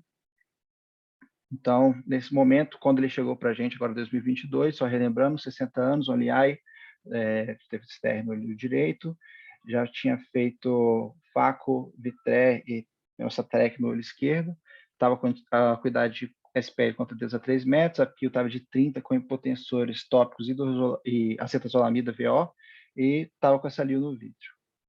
Então, nesse momento, eu queria abrir para a discussão da melhor conduta para esse paciente. Então, perfeito. Hélio, você bateu na trave, você falou de índice de refração do silicone, era um índice de refração, mas é porque a lente... Pegadinha mesmo, essa daí, olha... O Thiago, você mostrou, hein, Thiago? Você viu? O áptico dava para ver lá embaixo. Mas, Hélio, agora então a gente tem uma lente luxada no vítreo e um paciente com uma hipertensão ocular com medicação, um glaucoma secundário, na verdade, né? Não controlado com medicação, tá? Então, a gente tem que corrigir esses dois problemas. Qual a tua conduta cirúrgica? De que forma você corrigiria isso? De que forma você colocaria a lente na posição? De que forma você sugere controlar a hipertensão ocular desse paciente? Difícil, um caso difícil. Primeiro, eu chamaria um glaucomatólogo para entrar comigo numa cirurgia dessa, principalmente porque eu não sei como é que foi a manipulação de conjuntiva. É um paciente que já mexeu primeiro, a primeira cirurgia não fui eu, né? E a segunda foi a tentativa de uma TREC, que também manipula conjuntiva. A colocação de tubo via pars plana é uma das alternativas, né?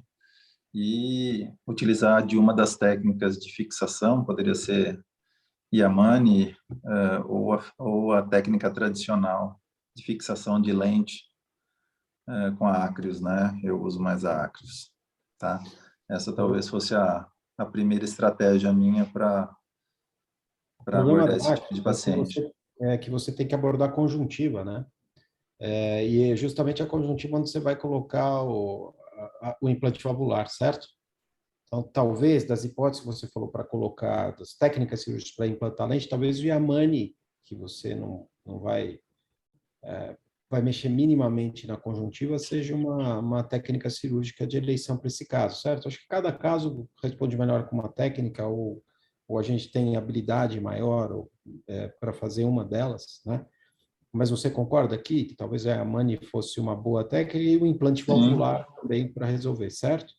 sim, concordo. É isso, é isso. Se o Paulo quiser escrever aqui, Paulo, o Zantucci, o que você faria também. Então, Thiago, quer continuar com o que você fez e por que você fez dessa forma?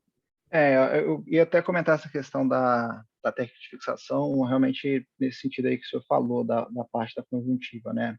A gente sabe que tem muitas técnicas que funcionam muito bem em mãos de cirurgiões que são habituados com ela, mas nesse caso, depois da discussão, a gente optou fazer a fixação com a técnica de Yamane, e como a gente acabaria colocando o tubo via paz plana, foi a nossa técnica de escolha. Então, aqui coloquei só, infelizmente, o vídeo da cirurgia foi corrompido, então fiz uma representação gráfica aqui para entender o passo a passo. Então, eu coloquei aqui na posição do cirurgião. Isso aqui, ó, só para entender, então, o olho esquerdo, olhando de cima para baixo, o nariz aqui à direita na tela. Então, a gente começa com uma peritomia límbica temporal superior, na região que a gente vai colocar o tubo. Aqui no HC, muitas vezes a gente acaba fazendo o flap com a própria esclera do paciente, ao invés de implantar um manchão escleral. Então, foi o que eu fiz, a gente calcula uma distância de 4 milímetros do limbo para começar o flap, e a partir daí faz nessa posição temporal superior, né, respeitando aí a posição dos músculos para você conseguir implantar o prato mais posteriormente. Então, aqui elevei o flap, e aí a gente faz todo o preparo do tubo, né? Então, faz o prime, né? A gente usa uma agulha de insulina para testar o fluxo, né? Porque eventualmente pode ter algum problema na fabricação. A gente usou aqui o implante Suzana, que nós temos disponível, o implante não valvulado. Então, além do prime, a gente faz uma sutura com Vicryl. Eu usei o 70 aqui bem na parte mais proximal do tubo, pois a gente quer que esse tubo se mantenha fechado, provavelmente aí por uns 40, 50 dias, para realizar uma fibrose na cápsula, para ter uma limitação do fluxo, eventualmente, porque isso pode evoluir para uma hipotonia severa aí nos primeiros pós-operatórios. Mas a gente também quer que a pressão baixe, né, pelo menos um pouco nesse começo, então a gente faz 2 fenestrações, às vezes fazem 3 ou uma, de acordo com o caso. Eu fiz 2 aqui, né, nesse caso, e a gente testa para ver se está drenando, enfim, aí foi dessa forma. Então eu gosto de fazer assim, eu posiciono o tubo, né, eu fico com seda, eu prendo o prato, mas nesse primeiro momento eu não insiro ele ainda, eu só deixo ele preparado, porque eu gosto de fazer isso com o olho mais tônico, para depois fazer a parte da vitrectomia e fazer o implante dele via pars plana. Então, aqui só maior aumento para a gente entender um pouquinho melhor como que é essa confecção. Em seguida, colocamos os trocás. Aqui eu tive que pensar bem na posição dos trocás, não por questão de ser, né, descolamento, às vezes a gente pensa nisso, né, questão de rotura e tal, mas pelo fato da fixação, né? Então, eu fiz dessa forma que eu quis manter as 3 e as 9 mais livre para eu fixar. Então, a gente está usando o sistema de contato, né? Colocamos o anel e a lente. Fizemos a revisão, né, da vitrectomia, não encontramos nenhuma outra rotura de óleo, só tinha mesmo aquela gotinha que a gente acabou tirando. E a partir daí eu injetei perfluor né, o nível está até um pouco mais alto que eu de fato coloquei, mas era só mais para proteger a mácula, né, já que essa lente podia, enfim, cair sobre a mácula, a gente evitar algum trauma inadvertido. Então, eu fiz dessa forma.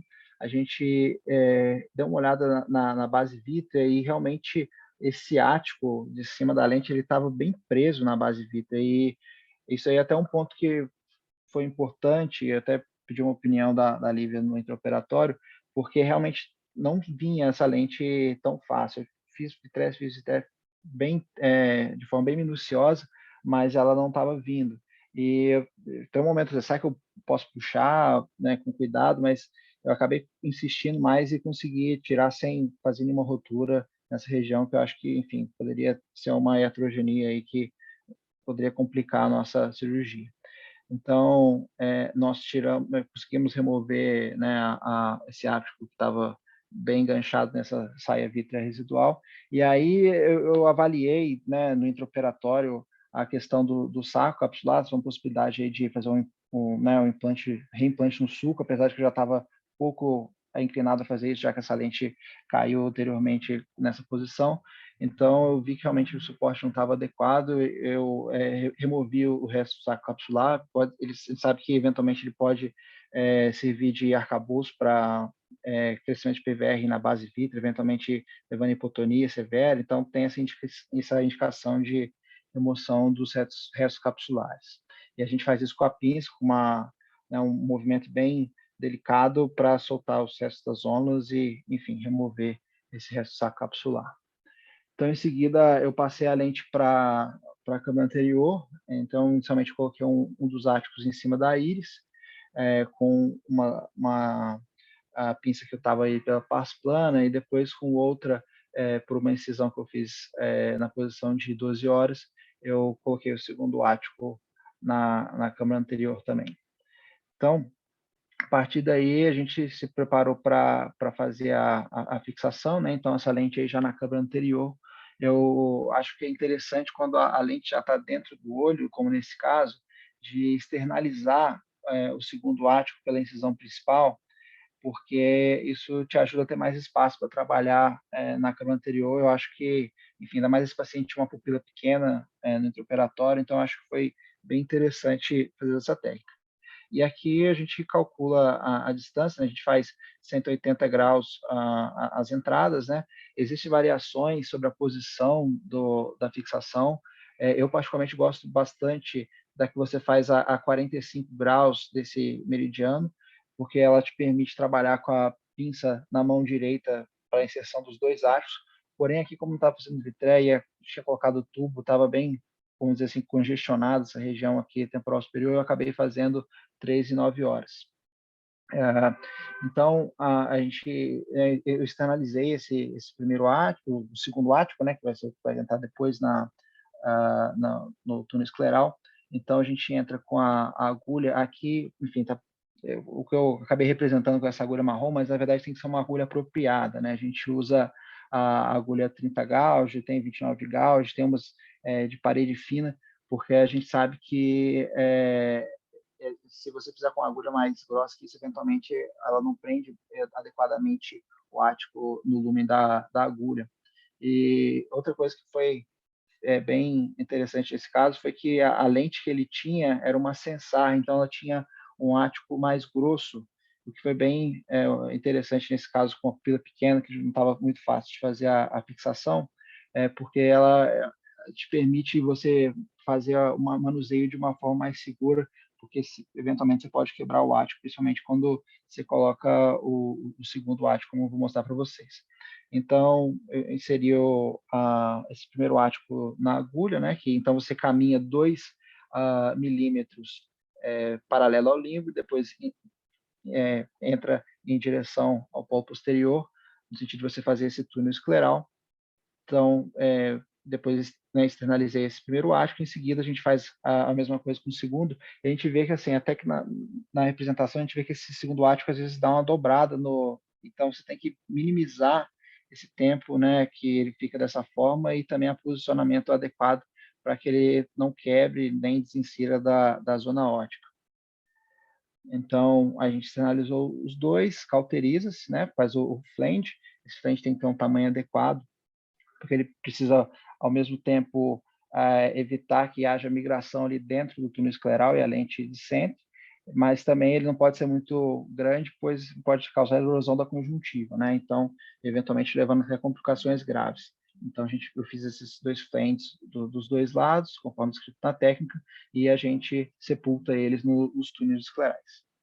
Bom, a partir daí, eu acabei colocando tubo na face plana, né? Eu entro com o próprio esclerótomo bem voltado para baixo, bem no limite do flap, a 4 milímetros, e posiciono o tubo. Antes eu gosto de cortar a ponta dele para deixar ele no tamanho adequado e deixo ele biselado para ajudar na entrada nessa esclerotomia. Então, aí o tubo ficou posicionado atrás aí da lente, como esperado, né? Está no segmento posterior. E a gente fecha o flap escleral. Eu gosto de, no leito do flap, dar um ponto em U também para manter o tubo na posição adequada. Então, a partir daí, eu tirei o perfil, né, que eu tinha usado para proteger a mácula. E, nesse caso, eu tenho gostado de deixar com ar. Né? O ar vai embora rápido, mas eu acho que te dá uma segurança aí, até no seu fechamento, para você não ter, às vezes, vazamento de PSS um pouco mais difícil de ver, você pode ter uma hipotonia. Nesses casos eu gosto, ainda mais que o tubo já é um fator para isso, né? Eu gosto de terminar com ar essa cirurgia. Em seguida, removi os trocaços, fechei a conjuntiva, né? Aqui o tubo a gente fecha com o Vicryl mesmo. A gente sabe que esse tubo vai começar a funcionar só mais para frente, então a chance de saída geralmente é baixa, mas eu acho que fica bem seguro assim desse fechamento com o Vicryl. E aqui eu mostrando a evolução, né? Então ainda aqui no 10º pós-operatório estava com uma bolha de ar residual, e aqui no 40º, enfim, não mudou muita coisa aí do segmento posterior, né? Como esperado. E aqui é o aspecto da biomicroscopia. A lente estava centrada, reflexo vermelho. Aqui o tubo, né, no 40º PO ainda estava fechado. Eu queria abrir, então, a acuidade visual sem correção chegou a 0,2, a pressão estava em 16, o estimulóbrio monidina, com esse tubo ainda fechado, mas, enfim, já tinha dado uma boa melhorada dos 30 que estava antes com 4 classes e a citazolamida. Mais uma coisa que me chamou a atenção quando eu fiz esse OCT foi esse edema que a gente observa aqui. E aí eu queria discutir isso. O paciente já estava em uso de prednisolona e eu, enfim, tinha visto que tinha um pouco de edema no começo já, tinha colocado cetorolaco 6 em 6 desde o primeiro pós-operatório. E aí eu queria abrir para discussão se, nesse caso, observa mais com terapia tópica, tem um mês, ou se já pensaria em fazer uma injeção intravítrea. Em caso optando por injeção intravítrea, se faríamos corticoide, né, ou, enfim, consideraria anti-VEGF, esse paciente tem glaucoma, se isso faria alguma diferença ou não nesse caso. Perfeito. Tiago, primeiro, parabéns pela apresentação. A dificuldade, no caso, é enorme, né? E com a resolução completa desse caso, e parabéns pela didática, né? É excelente a tua apresentação, tá? Obrigado, professor. Parabéns. 3 pontos que eu queria considerar. Quando a lente, o áptico da lente está inserido na saia vítrea, na base vítrea, você pode tirar da mesma forma que ela entrou. Então, você pode girar a lente sem tracionar. Ela entrou girando e se inseriu lá, entendeu? Então, uma forma, em vez de você identar e comer toda a base vítrea, você tenta rodar ela e ela deve sair. Em geral, ela sai, tá? É uma forma simples de tirar sem tracionar a base vítrea, tá? Outra coisa uma homenagem aqui ao professor Remo, né, pelo implante de Suzana, que a gente tem disponível no hospital, nessas condições, né, de fazer as cirurgias nesses pacientes, é espetacular. Então, parabéns a ele pelo desenvolvimento longo de anos do implante que leva o sobrenome do professor Remo, né, implante de Suzana. O edema macular que você tem é uma síndrome de Irvine-Guess, né? Então, qualquer cirurgia pode induzir isso, né? E eu acho que o tratamento tópico numa paciente que tem múltiplas cirurgias talvez seja pouco eficaz.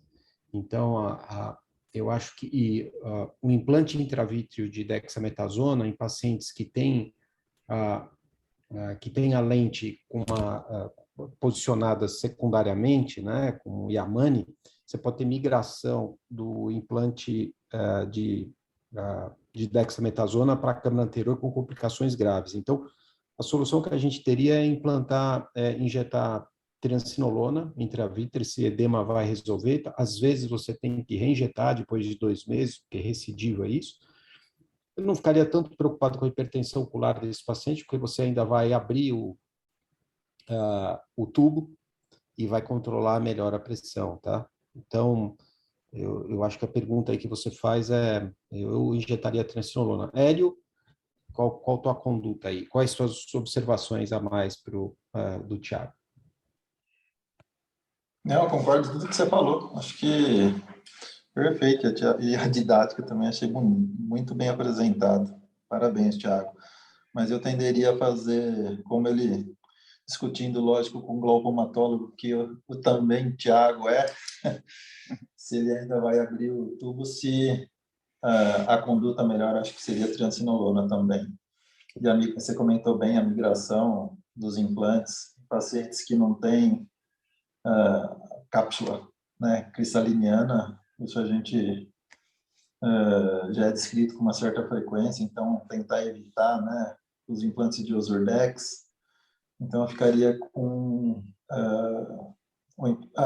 a infusão de triancinolona, que na verdade não é cavidade vítrea, agora é uma cavidade única, né? Mas eu ficaria com isso também, Sérgio, concordo com você. Perfeito. Se alguém quiser fazer comentário, é só fazer no chat aqui, quem não tiver acesso ao microfone, tá?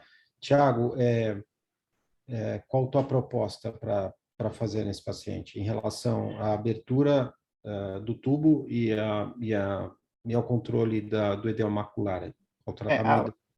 A gente espera, professor, que a abertura do tubo se dê por volta, né, em breve, aí, agora 40 dias a 50 é o esperado, né? Eventualmente, se nós quisermos, é possível até fazer um laser para fazer uma lise de sutura com laser de argônio, mas na grande maioria dos casos não é necessário. E realmente a gente pensou realizou de fato a injeção de triancinolona.